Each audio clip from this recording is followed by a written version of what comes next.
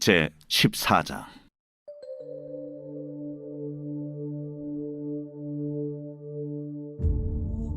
여호와께서 모세에게 말씀하여 이르시되, 나병 환자가 정결하게 되는 날의 규례는 이러하니 곧 그 사람을 제사장에게로 데려갈 것이요 제사장은 진영에서 나아가 진찰할지니 그 환자에게 있던 나병 환부가 나았으면 제사장은 그 정결함을 받을 자를 위하여 명령하여 살아있는 정결한 새 2마리와 백향목과 홍색 실과 우슬초를 가져오게 하고, 제사장은 또 명령하여 그 새 하나는 흐르는 물 위 질그릇 안에서 잡게 하고, 다른 새는 산채로 가져다가 백향목과 홍색 실과 우슬초와 함께 가져다가 흐르는 물 위에서 잡은 새의 피를 찍어 나병에서 정결함을 받을 자에게 7번 뿌려 정하다 하고, 그 살아있는 새는 들에 놓을지며, 정결함을 받는 자는 그의 옷을 빨고 모든 털을 밀고 물로 몸을 씻을 것이라.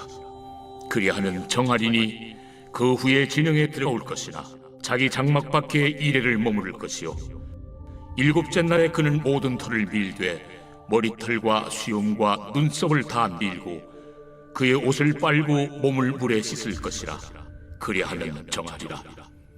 8째 날에 그는 흠없는 어린 순양 2마리와 1년 된 흠없는 어린 암양 1마리와 또 고운 가루 10분의 3에바의 기름 섞은 소재물과 기름 1녹을 취할 것이요 정결하게 하는 제사장은 정결함을 받을 자와 그 물건들을 회막문 여호와 앞에 두고 어린 순양 1마리를 가져다가 기름 1녹과 아울러 속건제로 들이되 여호와 앞에 흔들어 요제를 삼고, 그 어린 순양은 거룩한 장소 곧 속죄제와 번제물 잡는 곳에서 잡을 것이며, 속건제물은 속죄제물과 마찬가지로 제사장에게 돌릴지니 이는 지극히 거룩한 것입니다.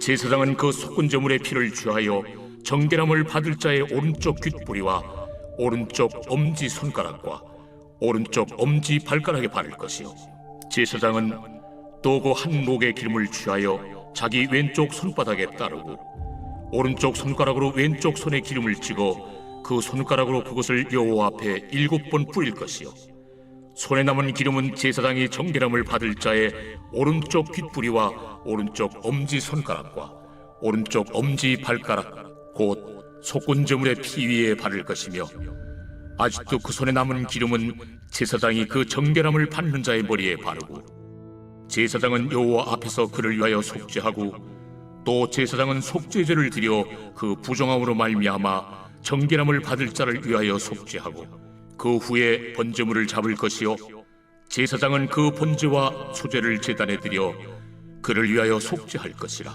그리하면 그가 정결하리라.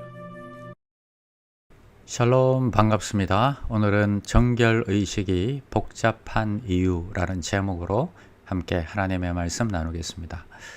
악성 전염병 피부병에 걸렸다가 환부가 나은 경우에 어떤 의식 절차를 거쳐서 공동체로 복귀할 수 있는지를 오늘 말씀하고 있습니다. 먼저 본문을 읽으면서 생각되는 것이, 이 전염병에서 나아도 그 사람이 공동체로 복귀하는 데는 그 절차와 단계가 참 복잡하고 경제적인 손실이 크다는 것입니다. 제사장이 다 나았다고 진단하면 그 나은 자는 정결 예식을 치러야 합니다. 살아있는 정결한 새 2마리와 백향목, 홍색실, 우슬초를 가져와서는 정결법에 따라 정결 예식을 거행했습니다. 새 1마리는 흐르는 물에 잡게 하고 그 물과 피를 질그릇에 담게 했습니다.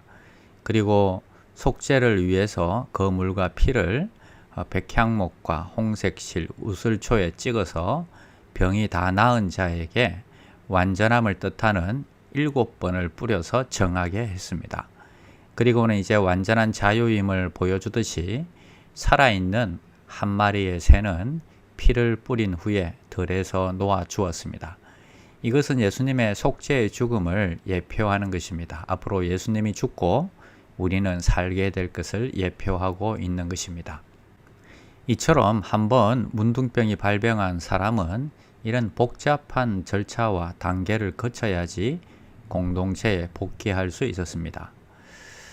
한번 부정해지면 다시 정결해지는 것이 그만큼 어렵다 하는 것입니다.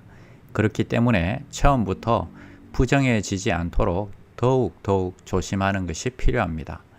우리는 막장 드라마에서 부부가 한순간의 실수로 잠시 바람을 피우지만 이후 다시 예전처럼 가족이 회복되는 것은 거의 불가능함을 볼 수 있습니다.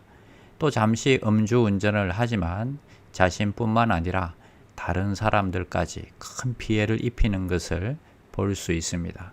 이처럼 죄의 결과와 상처는 너무도 크기 때문에 미연에 방지하는 것이 제일 좋다는 것입니다. 그리고 병에서 나았다고 바로 공동체로 들어갈 수 있는 게 아니라 8일 동안을 더 기다려야 했습니다. 그리고 8일째 되는 날 이번에는 속건제와 번제, 소제, 속죄제를 위해서 흠없는 어린 순양 2마리와 1년 된 흠없는 어린 암양 1마리, 고운 가루 10분의 3 에바와 기름을 준비하도록 했습니다. 정상적인 사람도 이걸 가져오기 어려웠을 텐데 그동안 문둥병으로 인해서 정상적인 경제활동이 없었기 때문에 이런 재물을 구하는 것은 더 어려웠을 것입니다.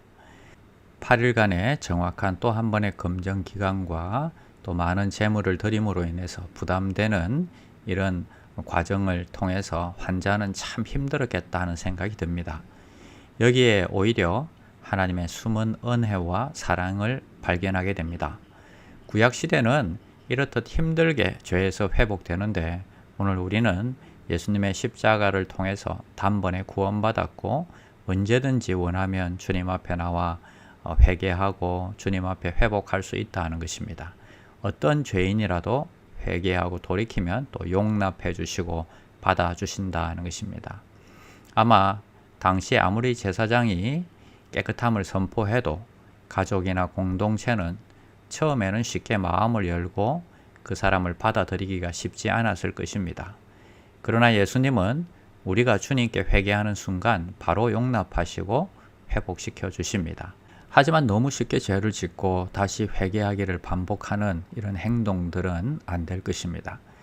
그래서 날마다 죄와 투쟁하면서 우리의 신앙을 유지하고 만약 실패하고 넘어졌다면 주님의 은혜를 구하며 회개하며 겸손하게 주님 앞에 나아가야 할 것입니다. 기도하겠습니다. 하나님 감사합니다. 문둥병에서 정결하게 되는 것은 정말 복잡하고 경제적으로도 많은 부담이 되지만 그래도 회복이 가능합니다. 하지만 죄를 통해서 가정이나 공동체가 깨어졌을 때는 회복하지 못할 만큼 힘들고 어려운 상처들이 많이 남습니다. 우리는 죄를 정말 두려워하게 하시고 미리 막을 수 있도록 은혜를 베풀어 주시옵소서. 예수님의 이름으로 기도드립니다. 아멘. 1. 오심 기도. 하루 5번 마음을 다해 드리는 기도. 나는 죽었습니다. 제가 주인이 아니고 예수님이 저의 주인이십니다. 예수님은 십자가에서 죽으시고 부활하셨습니다. 부활하신 예수님을 가슴으로 만나서 따라가며 간증합니다. 사랑하는 가족과 함께 영광스러운 승리를 노래합니다.